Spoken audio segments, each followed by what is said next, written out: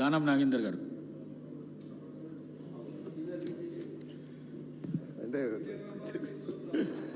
Thank you sir. అధ్యక్ష, పాపం పొద్దున మీరు చాలా లిబరల్గా ఇచ్చారు, మరి స్త్రీలకు వచ్చేసరికి కట్ చేశారు టైమింగ్.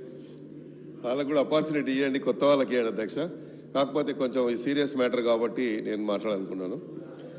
మా నియోజకవర్గంలో అధ్యక్ష 2-3 ఈద్గా గ్రౌండ్స్ ఉన్నాయి. ఒకటి ఎంఎస్ మక్తాలో ఉంది, ఒకటి బంజారాహిల్స్లో ఉంది. రేపు రంజాన్ మొదలవుతుంది కాబట్టి అది అక్కడ డంపింగ్ యార్డ్ గార్బేజ్ అంతా అక్కడ నింపుతూ ఉన్నారు. నేను ఇప్పటికే రిప్రజెంటేషన్ చాలాసార్లు ఇచ్చి ఉన్నాను.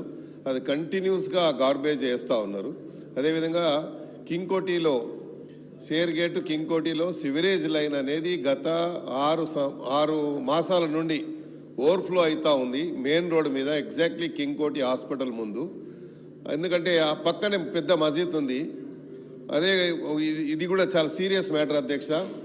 ఆల్రెడీ శాంక్షన్ అయిందని చెప్పారు డిపార్ట్మెంట్ పరంగా, రోడ్ కటింగ్ ఏదో ఉందని ఇష్యూ చేస్తున్నారు. నాకు తెలుసు తుమ్మల గారు లేచి నోట్ చేసుకున్నాం అంటారు. నోట్ కాకుండా ఇమ్మీడియట్లీ కమ్యూనికేట్ చేయండి డిపార్ట్మెంట్కి ఉన్నటువంటి అధికారులకి.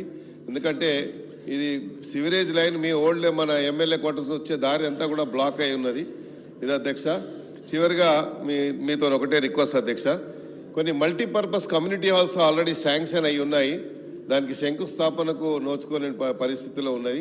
కేటీఆర్ గారు ఖైరతాబాద్లో ఐమాక్స్ ముందు 16 కోట్లతో ఒక మల్టీపర్పస్ కమ్యూనిటీ హాల్ ఇచ్చారు. అదేవిధంగా ఎంఎస్ మక్తాలో బిఎస్ మక్తాలో ఒకటి ఇచ్చారు. ఇవన్నీ కూడా శాంక్షన్ అయ్యి రెడీగా ఉన్నాయి. దయచేసి అది కూడా త్వరలో ప్రారంభించాలని మా హైదరాబాద్ సిటీ ఇన్ఛార్జ్ మంత్రి గారికి ఇది కమ్యూనికేట్ చేయాలని కోరుతాం. థ్యాంక్ యూ అధ్యక్ష. అధ్యక్ష, నాగేంద్ర గారు సీరియస్గా చెప్పారు కాబట్టి సీరియస్గానే కమ్యూనికేట్ చేస్తాం. దయచేసి ఎవరైనా